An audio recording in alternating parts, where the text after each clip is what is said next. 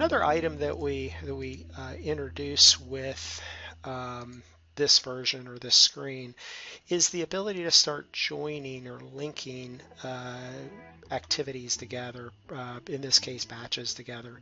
So I've got a 3-level batch to make this product. I've got my first process, which is actually for me in my demo database here as batch types. So I've got batch types here that feed into the second batch type, which feeds into a third batch type. So I've actually got 3 batches joined together here. I can link these together simply by using my pencil and coming and grabbing it and dropping it into dropping it onto the item, and you'll see that it snaps together, and I've got in this case, a one-to-many relationship that I establish for these items. Now, what's nice about this is that I'm able to start scheduling and dragging and dropping and moving things around from a scheduling perspective. So we're able to kind of move one and the others move with it.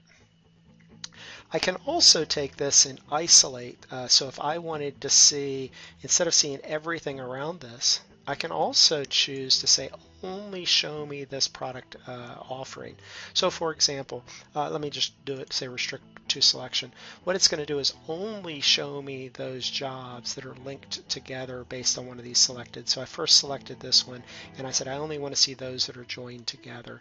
That gives me the ability to isolate a production run down to just that piece that I'm selected.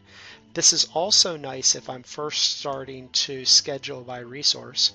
Let's say that I'm wanting to schedule, in this case for beer, by a fermentation tank as an example, and I want to see everything that is connected to that fermentation tank. I can isolate it, I can highlight it here, and then say restrict to the selected. And what's going to happen is it's going to give me all those connected, and I can see exactly where they are now by resource.